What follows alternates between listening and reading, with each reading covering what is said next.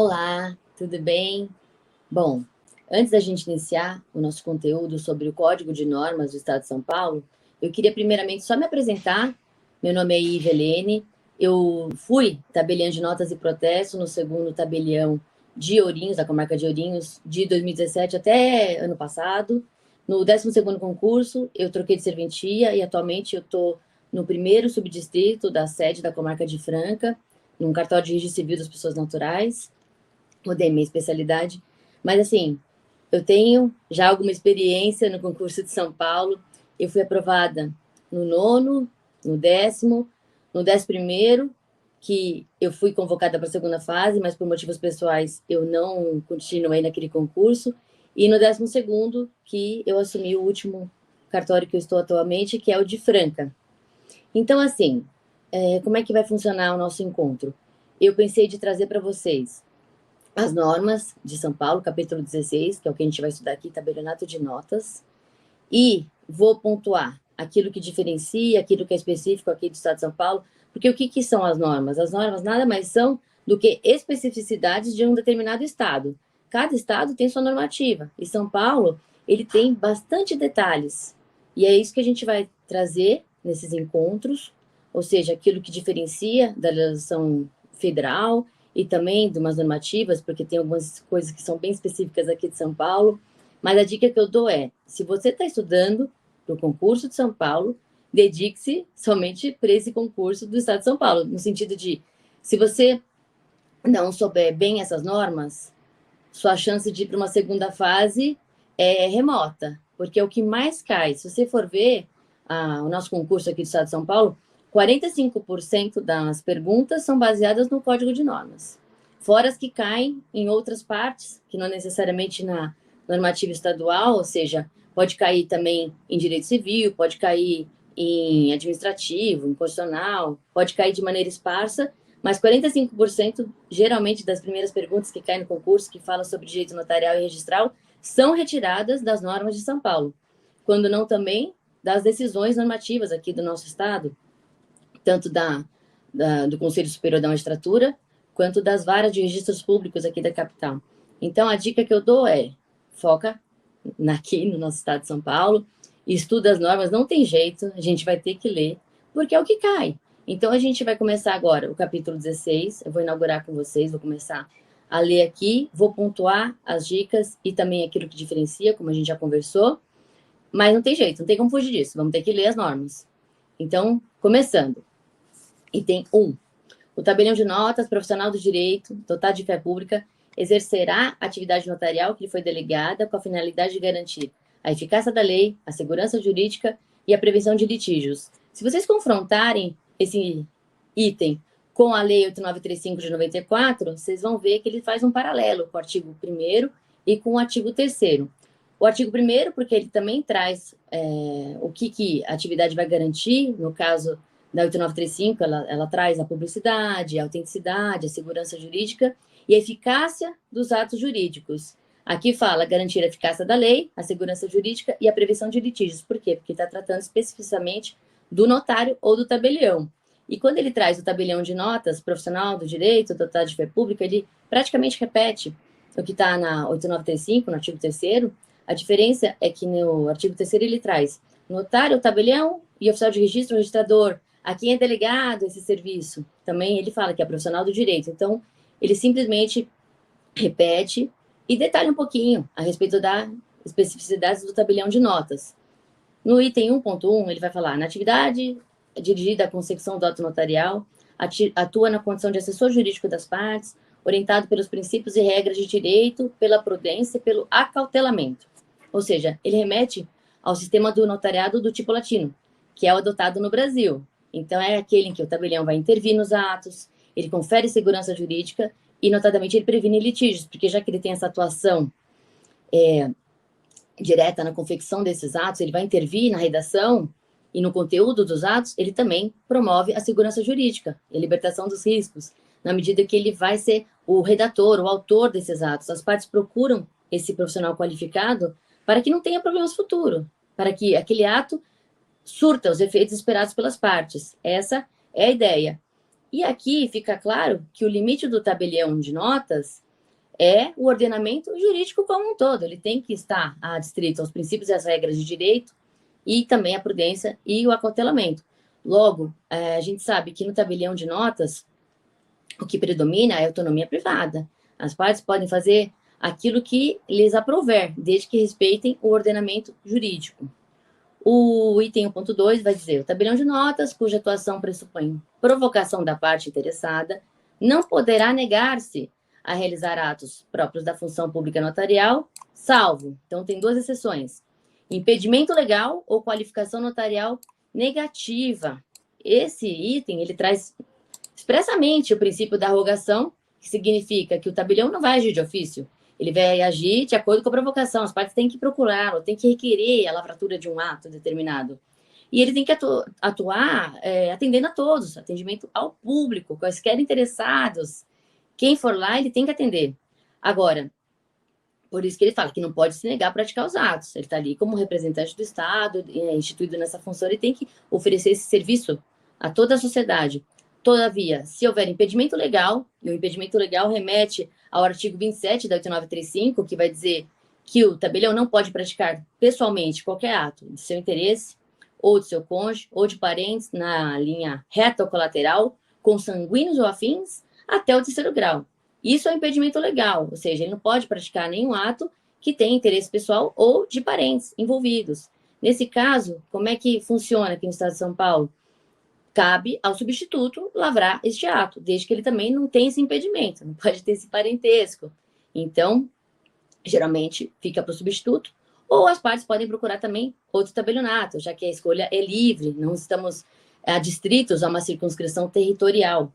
E a qualificação notarial negativa é aquela em que o tabelião entende que aquele ato não é possível, ou desrespeita a lei, o ordenamento jurídico, ou seja, vai contra o entendimento daquele tabelião. Ele também, como ele vai atuar, como a gente vai ver, com independência, com imparcialidade, ele pode se negar se ele vê que aquele ato não vai surtir os efeitos esperados pela parte, ou então, como fala no item 1.3, e vamos já entrar nele, ó, é seu dever motivadamente, por escrito, não, é seu dever recusar motivadamente por escrito a prática de atos contrários ao ordenamento jurídico e sempre que presentes fundados indícios de fraude à lei, de prejuízo às partes ou dúvidas sobre as manifestações de vontade. Então, aqui está diversos exemplos que denotam a recusa motivada. Essa recusa por escrito, desde que a parte requeira. Se não tivesse requerimento de fazer a recusa por escrito, ele pode só recusar verbalmente. Olha, isso aqui não é possível por isso, por isso, por isso. Agora, se a parte insistir, ele tem o dever de recusar motivadamente por escrito. Para quê? Para que haja um controle, para que a parte possa reclamar perante o juiz corregedor permanente, ou aonde entender é necessário, ou para cautelar os seus direitos, enfim, onde ela entender que deve reclamá-lo, mas, a princípio, basta uma recusa verbal, tá? Mas aqui está na norma que ele vai recusar motivadamente por escrito, quando assim for requerido. Sempre que, 1.4, sempre que a prática de determinado negócio jurídico dispensar a forma pública, é dever do tabelião de notas informar acerca dessa dispensabilidade às partes interessadas. E vejam só, as normas, elas adoram usar sempre, né? Você vê que está sempre acontecendo esta palavra, tanto no item 1.3, que ele fala que sempre que presentes, e aqui sempre. Então, vocês tomem cuidado, gravem isso para que não haja confusão, porque geralmente a gente vê isso numa primeira fase, a gente fala, não pode ser sempre, mas é sempre. Então, aqui nesse caso também é um dever que está nas normas de serviço, sempre que o ato dispensar a forma pública, ou seja, for possível fazer por instrumento particular, o tabelião tem que informar, até porque se aqui no Estado de São Paulo, se as partes mesmo assim optarem por fazer o ato pela forma pública, por escritura pública, tem um desconto legal de 40% sobre o valor dos emolumentos. Então, ele tem que informar. E exemplo, por exemplo, no caso de um imóvel cujo valor seja inferior a 30 salários mínimos, nesse caso é dispensado a escritura pública, não é obrigatória. Logo, ele tem que informar, orientar as partes que não é necessário, não é imprescindível a escritura pública. E se as partes assim optarem, tem esse desconto legal que está prevista na nossa tabela de emolumentos. Outros atos, por exemplo, a alienação fiduciária em garantia, ou o compromisso de compra e venda, que foi feito por instrumento particular, que diz respeito à lei de parcelamento urbano, que está previsto no artigo 26 da lei 6766 de 79. O contrato particular, neste caso, acompanhado da respectiva quitação, também é um ato que pode ser instrumentalizado para o instrumento público, no caso de uma escritura, ou diretamente ser levado a registro. Então, como é dispensado da forma pública, o tabelião também tem o dever de informar os usuários. 2. A função pública notarial, atividade própria e privativa do tabelião de notas, que contempla a audiência das partes, o aconselhamento jurídico, a qualificação das manifestações de vontade, a documentação dos fatos, atos e negócios jurídicos, e os atos de autenticação devem ser exercida com independência e imparcialidade jurídicas. Bom, aqui ele está remetendo ao artigo 28 da Lei 8935 de 94, que diz que são direitos do tabelião, né, tabelião, oficial de registro, a todos os, a todo o pessoal do extrajudicial, no caso, tanto os tabeliães quanto os registradores, eles têm o direito de exercer a sua atividade com independência, de acordo com a sua convicção. E, com relação à imparcialidade aqui do tabelionato de notas, significa que, como ele está ali representando o Estado, na sua função pública, ele não pode favorecer nem A nem B, ele está ali de maneira imparcial, então ele tem que zelar para que não haja lesão aos interesses ali contrapostos, para que ambos sejam respeitados e validados, no sentido de que tem que cumprir o ordenamento jurídico e ele tem que observar se não há uma fraude à lei, se não está havendo prejuízo notório para uma das partes, como, por exemplo, num divórcio, que um fica com tudo, outro fica com nada. Nesses casos, o tabelião tem que atuar de maneira objetiva, e a gente vai ver isso aqui no 2.2, mas só para a gente não pular a sequência, 2.1. O tabelião de notas deve guardar sigilo sobre os documentos e os assuntos de natureza reservada, a respeito dos quais, durante a averiguação notarial, na fase prévia à formalização instrumental, tomou conhecimento em razão do exercício de sua atividade. Vejam que o artigo 30, inciso 6 da 8935 de 94, ele fala que tomou conhecimento em razão do exercício de sua profissão. Parece, se a gente lê assim só a 8935, que seria somente se for instrumentalizado um ato. Se o tabelião não instrumentalizou aquele ato, ele não deveria guardar sigilo, mas aqui as normas elas são específicas, inclusive na fase prévia. Então, ainda que não haja lavratura deste ato, se o tabelião tomou conhecimento de algum assunto de natureza reservada, ele tem que guardar sigilo, independente da lavratura deste ato ou não, tá? E o item 2.2, ele fala: a consultoria, o assessoramento jurídicos devem ser prestados por meio de informações e de esclarecimento objetivos, particularmente sobre o melhor meio jurídico de alcançar os fins desejados pelas partes, os efeitos e as consequências dos fatos, atos e negócios jurídicos a serem documentados, e visar a tutela da autonomia privada e ao equilíbrio substancial da relação jurídica. Ou seja, ele vai zelar para que haja esse equilíbrio, de modo a minimizar as desigualdades materiais e a proteger os hipossuficientes e os vulneráveis, tais como as crianças, os adolescentes, os idosos, os consumidores e as pessoas com deficiência e as futuras gerações. Bom, vocês veem que o tabelião, além da sua função, ele tem que zelar pelo interesse dos vulneráveis, dos hipossuficientes, todos eles. Se comparecer essas pessoas, ele tem que ter um rigor mais excessivo, no sentido de verificar se aquele idoso tem noção do que está fazendo ali, se ele tem conhecimento suficiente, se ele tem essa consciência do ato que ele está praticando. Criança, mesma coisa, ele tem que zelar por essas pessoas. Então, aqui o cuidado é redobrado. Item 3. O tabelião de notas, ao desenvolver atividade pública identificada pela confiança, isso é a marca do tabelionato de notas. As pessoas procuram determinado tabelião em razão da confiança, tanto do Estado como dos particulares que o procuram. É escolhido livremente. Se é uma relação calcada na confiança, tem que ser livre essa escolha. Eu tenho que ir naquele que eu sinto confiança, aquele que eu sei que vai agir de maneira a respeitar os meus interesses, a respeitar os interesses de ambas as partes, enfim, que eu sei que é uma pessoa que vai saber o melhor caminho, ele tem capacidade para preparo, enfim, que ele vai conseguir instrumentalizar e atender aquele desejo que nós estamos externalizando naquele determinado ato. Então, independente da residência e do domicílio delas e do lugar de situação dos bens, objeto dos fatos, atos e negócios jurídicos. Isso aqui está no artigo 8º da Lei 8935 de 94, e é exatamente isso. Ele fala que é livre a escolha independente de residência, domicílio, lugar de situação dos bens, ou dos fatos, atos e negócios jurídicos. Então, ele está repetindo. A competição, item 3.1, entre os tabeliões de notas deve ser leal, pautada pelo reconhecimento do seu preparo e de sua capacidade profissional, e praticada de forma a não comprometer a dignidade e prestígio das funções exercidas e das instituições notariais e de registro, sem utilização de publicidade individual, de estratégias mercadológicas de captação de clientela e da intermediação dos serviços, e livre de expedientes próprios de uma economia de mercado, como, por exemplo, a redução de emolumentos. Então, vamos lá. Esses deveres, eles estão previstos no artigo 30. No inciso 5, ele fala que o tabelião tem o dever de proceder de forma a dignificar a função exercida, tanto nas atividades profissionais como na vida privada. E também, no artigo 30, inciso 8, ele fala que a gente tem que observar os emolumentos. E não é só isso. O artigo 31 da 8935, ele fala de algumas infrações que são específicas neste caso.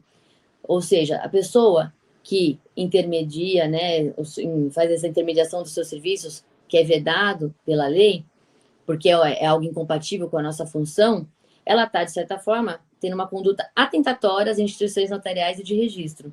E essa infração está específica no artigo 31, e a cobrança indevida ou excessiva de emolumentos também é uma outra infração administrativa.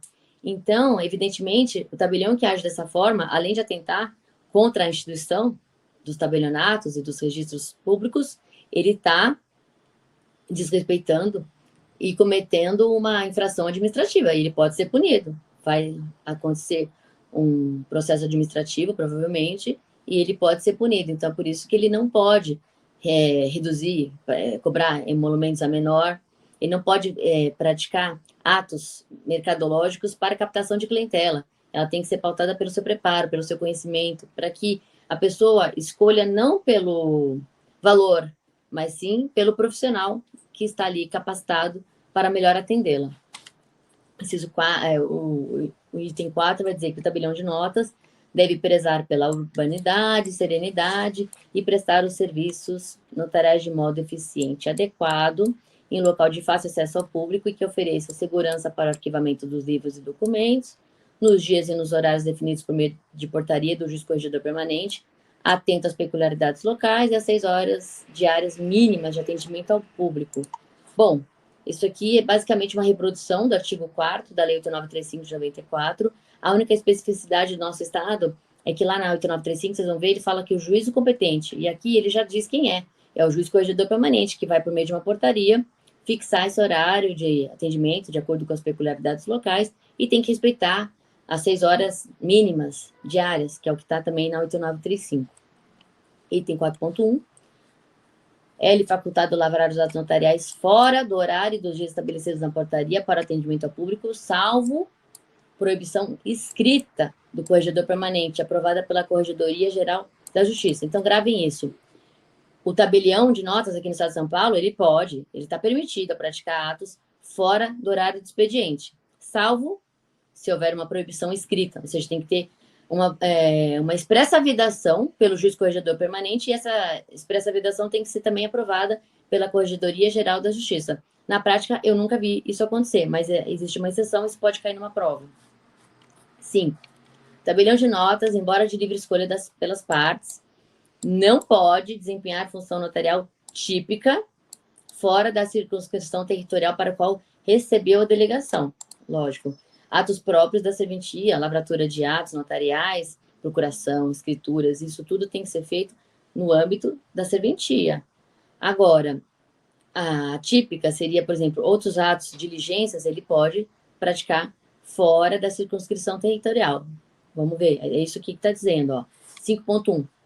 Se dentro da sua circunscrição territorial, pode lavrar o ato notarial em qualquer lugar, desde que consigne no documento o local, o lugar no qual foi praticado. Então, dentro da área de atuação, o tabelião pode colher assinatura, ele pode lavrar esse ato, claro, ele lava na serventia, mas ele vai colher essas assinaturas dentro da circunscrição territorial, em qualquer local, tá? Desde que respeitados esses limites. Agora, se ele fizer isso, se ele praticar esse ato fora, ou seja, porque a regra seria as partes comparecerem no cartório e assinar dentro do âmbito da serventia. Se ele praticar esse ato fora, ele tem que especificar aonde ocorreu. Então, ele tem que colocar o local em que foi praticado, o endereço, onde que ele foi em diligência. Certo? 5.2. A restrição territorial à atuação do tabelião de notas ao limitar-se aos atos privativos, típicos da atividade notarial, então essa limitação é para os atos típicos, não abrange outros, que lhes são facultados, direcionados à consecução dos atos notariais e consistente nas gestões e diligências necessárias ou convenientes ao seu preparo, então prestados sem ônus maiores que os emolumentos devidos. Gravem isso. O artigo 7º, parágrafo 1º, da 8935, ele fala que você não pode cobrar mais por isso, mas esse serviço é permitido. Então, se tiver que fazer alguma diligência, enfim, dependendo do negócio, os pais querem se acautelar, querem pegar alguma certidão fora, alguma outra informação, o tabelião está apto, ele pode sair da sua serventia, ele pode sair da circunscrição territorial, porque são atos atípicos. Então, ele vai lá, ele vai praticar. A única coisa é que ele não pode cobrar mais por esse serviço, ele não está autorizado a cobrar além por esse serviço, nada além do que os emolumentos que ele vai cobrar em razão da prática de determinado ato. E aquela diligência é justamente um preparo necessário para aquele ato. A regra é, a parte tem que autorizar, e desde que ele é autorizado, ele pode ser reembolsado pela despesa que ele teve, tá bom? Então, a parte autoriza e aí ele só vai receber um reembolso, não vai receber nada além por este serviço prestado. Item 6. Compete ao tabelião de notas praticar os seguintes atos notariais. Vocês vão ver que isso aqui é uma cópia do artigo 7º da Lei 8935, e ele vai falar A, lavrar escrituras públicas, B, lavrar procurações e testamentos públicos, C, aprovar testamentos cerrados, D, lavrar atas notariais, e o E, reconhecer firmas e chancelas. A única diferença da 8935 para as normas é que fala em chancelas. Chancelas, para quem não sabe, é uma assinatura feita por meio mecânico. Então, em geral, é uma peça de metal ou plástico que já tem ali uma chancela, no caso, uma assinatura mecânica, e aquilo ali já fica de antemão arquivado na serventia para o reconhecimento de firma por chancela. Na prática, eu nunca vi isso acontecer também, eu acho que está em desuso, já não existe, mas antes, quando não existia assinatura digital, evidentemente, para agilizar, para não ter que ficar assinando todos os papéis que tinham que ser assinados, fazia por uma chancela mecânica. E aí era permitido esse reconhecimento de firma. Ainda está previsto nas normas, isso é permitido, mas já caiu em desuso, já não mais se usa em razão das assinaturas digitais, que fica muito mais fácil. Bom, mas é isso, ficava um modelo no cartório e a partir desse modelo poderia se reconhecer a chancela de alguma pessoa. E F, autenticar cópias. Então, essas atribuições também tá na 8935, não é nenhuma novidade. A única coisa, chancela, se cair na sua prova, você sabe que as normas ainda tá permitindo esse reconhecimento de firma de chancela, ok? 6.1. Os substitutos podem praticar todos os atos próprios do tabelião de notas, inclusive testamentos, independentemente da ausência ou do impedimento do titular. Bom, isso aqui já é uma questão antiga e pacífica. Como vocês bem sabem, o artigo 20, parágrafo 4º da 8935, ele diz que o substituto pode praticar simultaneamente com o tabelião todos os atos, exceto lavrar testamentos. Então, essa vedação ainda consta da 8935, mas isso já foi superado, porque o Código Civil, que é a lei posterior, ele diz que o substituto legal está autorizado a praticar esse ato, o testamento público.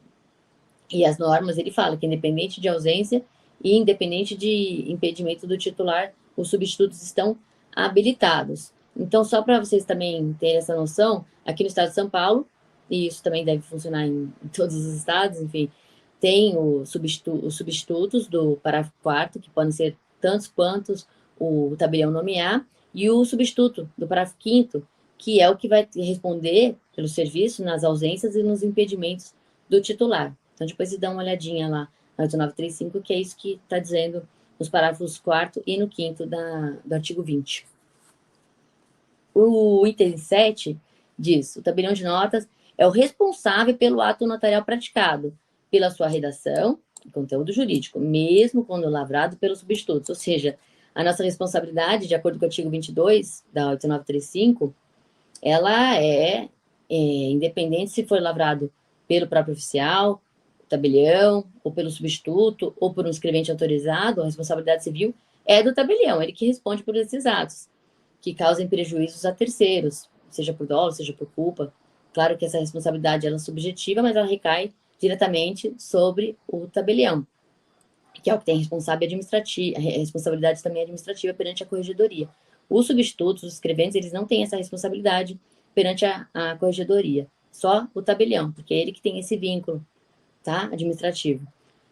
Só que se acontecer algum ato que cause prejuízo, é ele que vai responder, independente se quem tenha lavrado. Se for um preposto que ele nomeou, ele está responsável por esses atos. E é o que está também no artigo 22 da 8935. 7.1.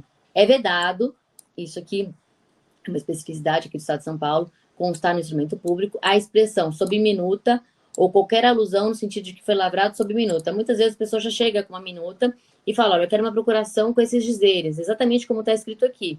O tabelião, se ele sentir, já que ele tem essa independência, ele pode lavrar exatamente como está ali no documento, ele não está obrigado. Agora, ele não pode colocar sob minuta ou alguma expressão similar para se isentar de eventual responsabilidade. Não, ele pode fazer, só que ele não pode constar essa expressão no ato, certo? 8. O tabelião de notas comunicará à Receita Federal do Brasil, RFB, mediante o preenchimento da declaração sobre operação imobiliária, DOI, as aquisições ou alienações de imóveis, com observação do estabelecido no regramento próprio e particularmente nas instruções normativas da RFB, ou seja, da Receita Federal do Brasil. A DOI, ela é obrigatória nesses casos, o tabelião ele gera a DOI, ele tem essa obrigação acessória, e é claro que aqui ele só faz essa alusão, mas para a gente seguir as diretrizes que são as normativas da Receita Federal. Ele não detalha nada além disso. O item 9 vai falar de duas responsabilidades do tabelião de notas aqui do Estado de São Paulo, que são duas. Ele tem que enviar à Secretaria da Fazenda do Estado de São Paulo seguintes informações. A. Relativas às escrituras públicas, que tenham por objeto transmissão causa-mortes ou doação de bens ou direitos realizada no âmbito administrativo. E aí ele fala que tem que respeitar essa CAT SP 21 de 27 de fevereiro de 2012. Essa portaria da Coordenação da Administração Tributária do Estado de São Paulo. O que acontece aqui no Estado de São Paulo? A gente faz esses atos, a gente pratica as doações, a gente faz os inventários e quando tem, claro, a incidência do ITCMD, a Secretaria da Fazenda ela tem que dar o seu aval, ela tem que estar de acordo com os valores que foram cobrados, os tributos. Só que esse controle é a posteriori, ou seja, primeiro a gente lavra e depois a gente envia para a Secretaria. Se ela tiver alguma insurgência, depois ela vai impugnar, enfim, se insurgir contra esse ato. Mas a priori a gente lavra e depois a gente envia para a Secretaria da Fazenda. Tá bom? Então, essas informações de escrituras que tenham por objeto transmissão causa-morte, caso de inventário ou doação em vida desses bens ou direitos, a gente vai fazer, vai recolher o TCMD, vai enviar para a Secretaria depois. B. As informações sobre a realização de atos de reconhecimento de firma em transações que envolvam a transferência de propriedade de veículos, sem ônus, ou seja, nós não podemos cobrar nada por este envio dessas informações para as partes do negócio. A gente só vai cobrar o reconhecimento de firma por autenticidade, que é o que está previsto na nossa tabela. E o que esse decreto fala a respeito do prazo? Esse prazo ele tem que ser logo após a efetivação do ato ou por lote no prazo de até 72 horas. Esse é o prazo do tabelião para enviar essas informações à Secretaria da Fazenda. E aí depois eles comunicam ao Detran. Se houver um descumprimento, você, além de estar responsável, pode responder administrativamente perante a corregedoria, você está sujeito a uma multa por esse descumprimento, uma multa que daí quem vai instituir a própria Fazenda do Estado de São Paulo. 9.1. Tabelião de notas arquivará em pasta própria os comprovantes dos encaminhamentos das comunicações. Então, tanto das escrituras quanto dos reconhecimentos de firma, nós temos um arquivo próprio e esses comprovantes têm que ser arquivados. Até porque, às vezes, dá um questionamento e a gente tem que provar que foi feito realmente esse envio. 9.2. No processo de transferência de propriedade de veículo, o ato pode ser praticado por procurador, constituído por instrumento público ou particular com instrumento de firma por autenticidade na procuração. Vejam só, aqui aplica-se o princípio da atração das formas. Como o ato principal ele exige o reconhecimento de firma por autenticidade, ou seja, a transferência do veículo automotor, a procuração também, no caso, para a gente fazer essa transferência no cartório, né, reconhecimento de firma, a gente exige que essa procuração tenha também a firma do seu outorgante por autenticidade, tá bom? Para ter essa princípio da atração das formas, tem que respeitar a forma do ato principal. Se o ato principal exige a reconhecimento de firma por autenticidade, a procuração também exige, neste caso, e é o que está escrito aqui nas normas, tá? Aqui, vamos passar para a seção 2, que fala dos livros e do arquivo. 10. Abertura e o encerramento dos livros e a rubrica das respectivas folhas, procedidas na forma e nos termos definidos no capítulo 13 dessas normas, competem, olha só, isso aqui é novidade, preferencialmente ao tabelião de notas, que poderá ser delegado excepcionalmente ao substituto do parágrafo 5º do artigo 20 da 8935 de 94. Essa alteração, ela é recente porque antes era exclusivamente o tabelião de notas, ele tinha a obrigação de ele mesmo rubricar todas as páginas de todos os livros e fazer a abertura e o encerramento. Hoje não, preferencialmente, ou seja, preferencialmente o tabelião vai fazer e excepcionalmente ele pode ser delegado o substituto do parágrafo 5º, tá bom? Gravem essa regra porque ela foi alterada e às vezes se vocês pegarem umas provas anteriores vai cair isso e vai falar lá exclusivamente, vocês vão falar, nossa, tá errado. Não, era exclusivo, agora é preferencial. Tem 11.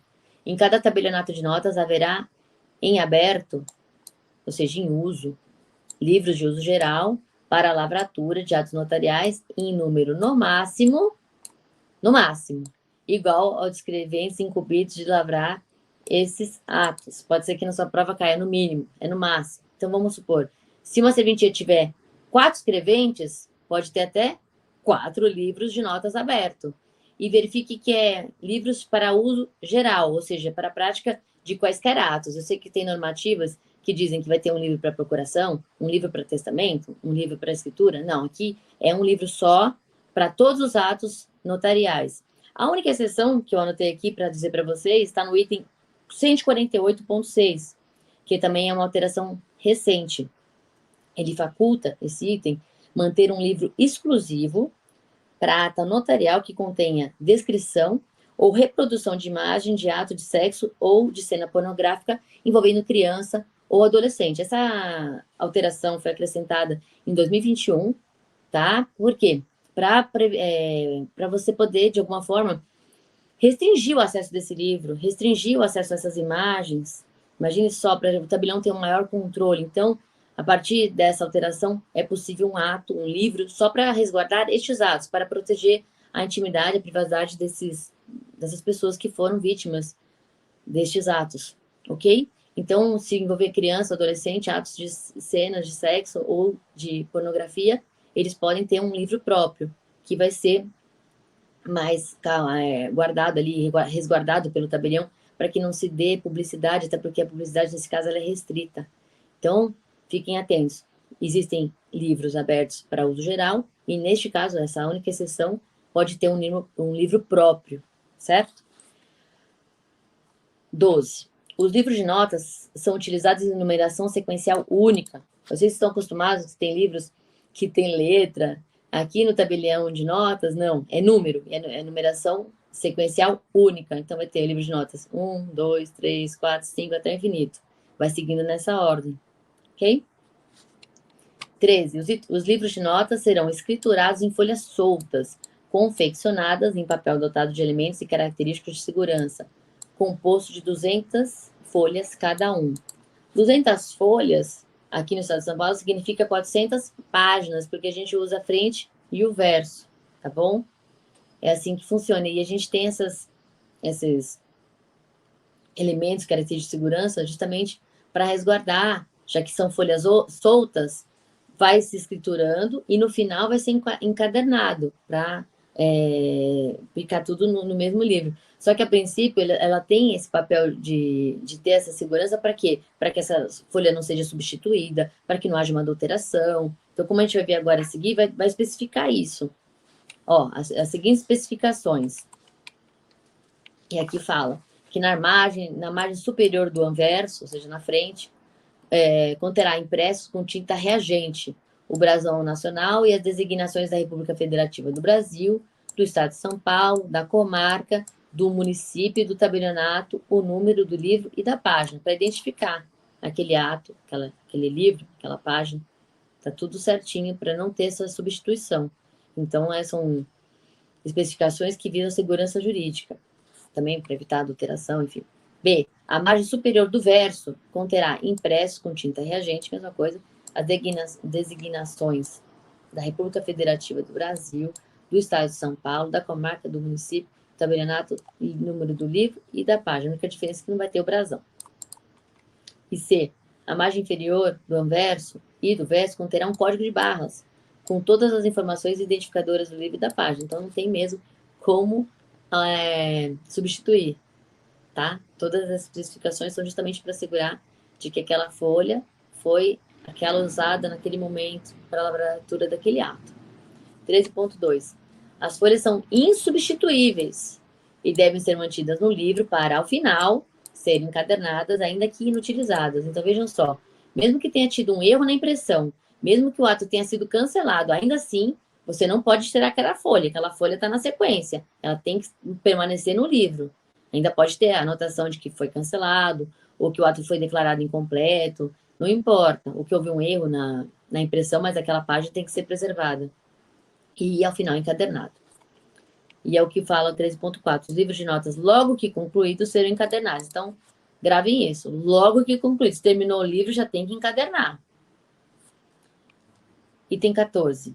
Os índices dos livros devem conter os nomes de todos os outorgantes e outorgados, inclusive os dos respectivos cônjuges e companheiros, e podem ser elaborados pelos sistemas de ficha, livros ou banco de dados informatizado.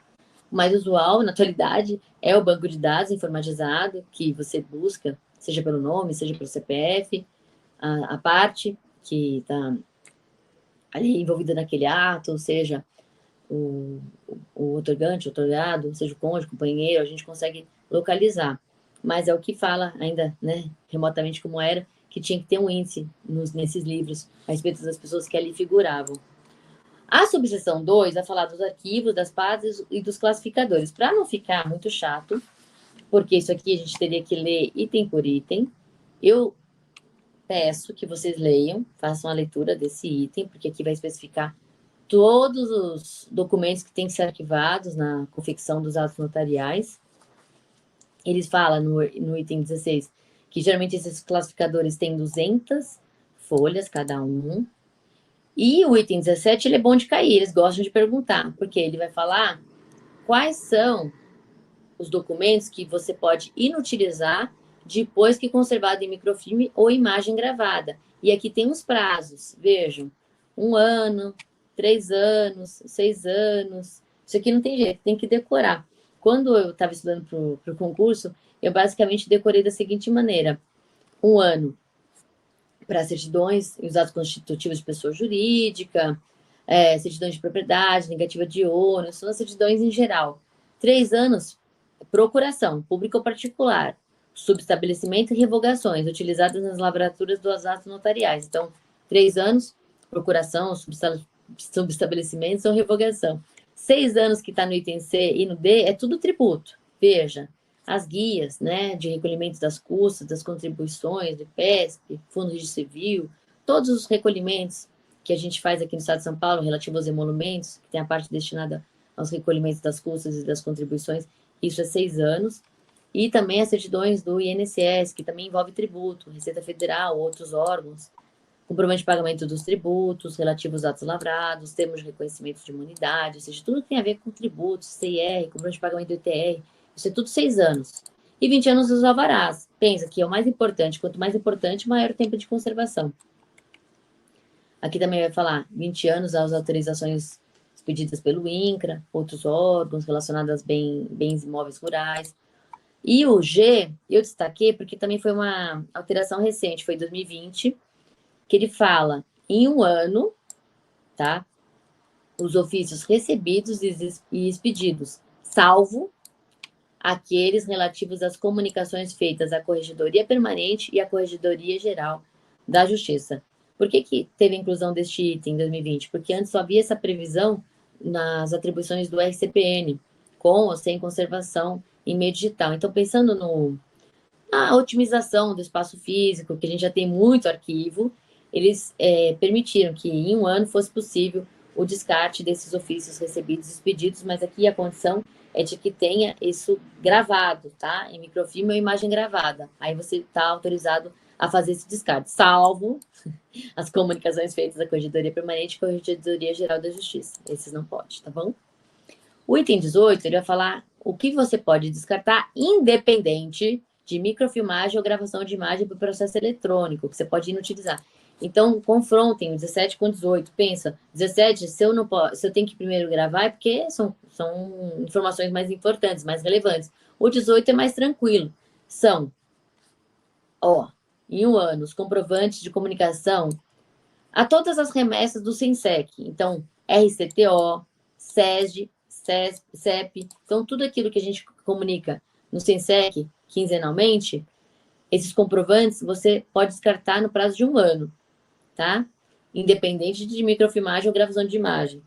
6 anos, os recibos de encaminhamento das DOIs, que a gente também arquiva, mas depois de 6 anos você pode já descartar, porque já deu o prazo. E 20 anos, os cartões de assinatura. E vejam só, os cartões de assinatura, ainda que você não tenha digitalizado, quando o cartão já tem mais de 20 anos, você pode descartar, independente dessa microfilmagem ou dessa gravação dessa imagem. Então, esses 3 itens pode descartar, que são atos menos complexos, menos relevantes para a nossa atividade. Agora, os outros que são mais relevantes têm os prazos e tem que ter esse arquivo digital. Item 19. O tabelião de notas, caso utilize classificador eletrônico para arquivar documentos necessários à lavratura dos atos notariais, manterá obrigatoriamente banco de dados atualizado, seguro, devendo obedecer no que aplicável os padrões da ICP Brasil e possuir regras de permissão adequadas para se evitar a perda acidental de informação e assegurar resgate e a recuperação imediata dos documentos. Isso aqui tem tudo a ver com o provimento 74. E a preocupação aqui é que tem esse classificador eletrônico, ele seja atualizado, seguro, ou seja, que seja possível a gente localizar para o usuário qualquer ato. E desde que também respeitados os padrões do CP Brasil, que é uma outra preocupação. E também para evitar perda acidental dessa informação, ou seja, tem que ser pronta a busca. São arquivos que eu consigo localizar facilmente no classificador eletrônico, quando é optado por essa forma, que é a mais usual para evitar também tanto arquivo. 19.1. É obrigação do tabelião de notas, nesse caso, manter arquivadas cópias de segurança atualizadas, backup, com redundância, fora da serventia extrajudicial, em local seguro, de preferência em data center. Então, tem que ter tanto o backup quanto esse arquivo fora da serventia, justamente para assegurar a manutenção dessa informação, para que seja possível se localizar a qualquer tempo. E 19.2, o classificador eletrônico, quando se tratar de cópia de documento, dispensará o arquivamento de atos em meio físico, desde que observadas as regras pertinentes ao arquivamento eletrônico. Então, gravem isso. Se você tiver um arquivamento eletrônico, aí está dispensado o arquivo em meio físico, tá bom? A não ser que seja aqueles casos que prevê um tempo para você guardar, desde que tenha esse arquivo. Então, gravem o item 17, que são aqueles atos, aqueles documentos que você pode descartar em determinado prazo depois da sua conservação da imagem, e o item 18 que você pode inutilizar independente dessa gravação, independente de você ter um microfilme disso, tá? Isso costuma cair, isso costuma perguntar, e lembrar que para você ter esse classificador eletrônico, você tem que seguir essas regras, tá bom?